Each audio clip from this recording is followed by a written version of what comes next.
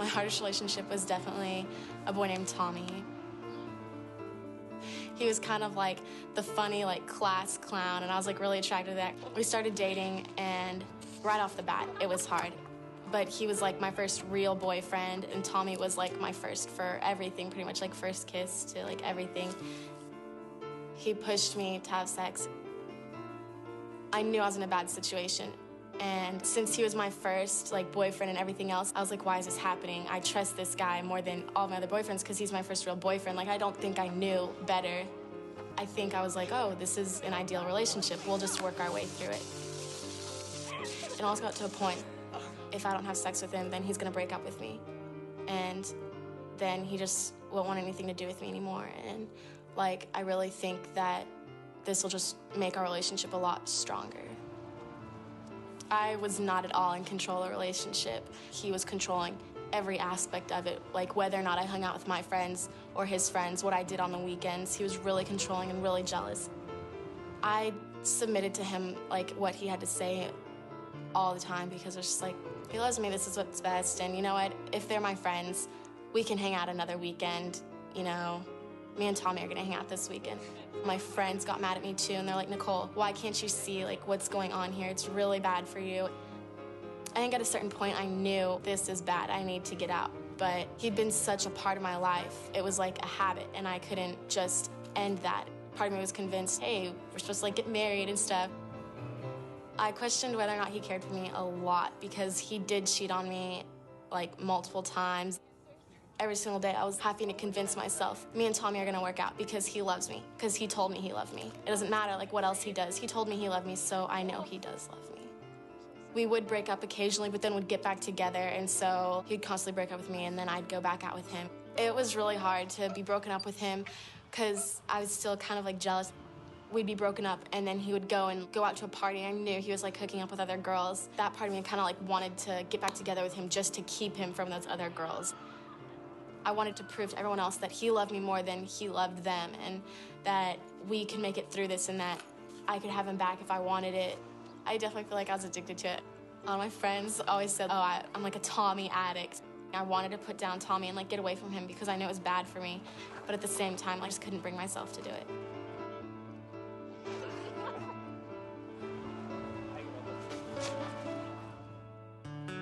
God gives us commands for a reason, and he also gives us that feeling of guilt for a reason. Now you can take that feeling of guilt and your knowledge of his word and use it for good. It works time and time again. You concentrate on what you know is wrong, and you let yourself feel the guilt ahead of time. Say, I know I will just be overrun with guilt if I do that, and I'm feeling guilty now just thinking about it, so I'm not gonna go there. So you can use that guilt for good. It's not something necessarily that's always negative. It's there like a red hot stove is telling you, don't touch it, this is gonna burn you. The guilt's used the same way. Really, the big mistake that Nicole made was, and really most teens make when they're dating, is they treat dating like marriage. They act like they're married. So they cut off all other relationships with their friends. They put themselves in positions that they shouldn't be in and really let their guard down in following their heart and following their emotions, when really they need to be protecting their heart and protecting their emotions, because you have to have that purpose in mind. And that purpose is finding out about the opposite sex and really finding out if this next person could be the one. Not is he the one or is she the one, but could they be the one? Or do they have something in common with the one that I'm gonna meet later in life? So date with a purpose, and don't confuse dating with marriage.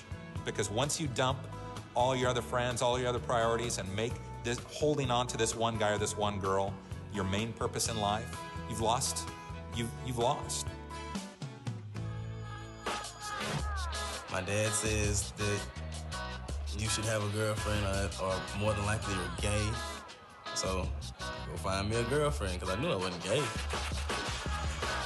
By my dad, I was taught that if I had a girlfriend and I wanted to be with somebody else, then go ahead and do it.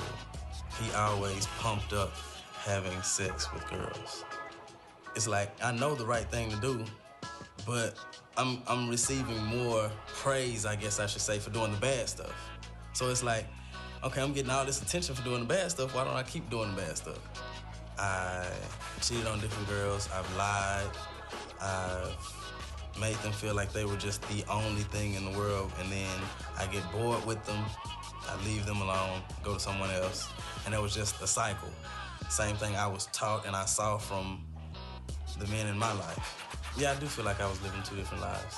I feel like I was coming in church, acting one way, and then as soon as the sermon is over with, I'm a totally different way. I have pretty much killed my witness with I don't know how many girls, because I was still doing the wrong stuff after getting saved. But then I'm still walking around saying, okay, I'm a Christian and I'm doing right and all this and all that. But at the same time, I'm still cheating on these girls and doing them bad. I've had situations where, even with me having a mentor now, where I've had sex with a girl and I felt terrible. That guilt is there for a reason. And I mean, to Jared and to any other guy out there that's lived the player lifestyle, whether it's full-time or almost full-time, like Jared was saying, the good news is if you feel that guilt, if you feel like when you're sitting in church that's wrong, you're on your way because you realize it's wrong. But what the dad is trying to do in teaching Jared to be a man is really twisted in the sense that he's not teaching him how to be a man. What he should be teaching him is to be a hero. Because really, that's the definition of manhood. It's heroism. And if you are being trained up by your father, by your friends, or your mentors to be like a tornado that cuts a swath of destruction in your wake, especially with the women in your lives, that isn't heroism. That isn't manliness. That's just destruction. So what you are doing, Jared, what you are doing, and any other guys like you, you're on the right path. You're confessing it, you're getting mentors in your life, and you need to surround yourself with people that are gonna keep you out of Tornado Alley. So what guys do that play girls destroy not only their emotional life, but their spiritual life. If you love God and you don't want to do things against his word and you don't want to hurt other people who love him, then you have to put yourself in the shoes of girls and know how delicate their heart is and how damaging just something simple as a one-night stand or a hookup or whatever it might be to you, how something that simple can destroy her life.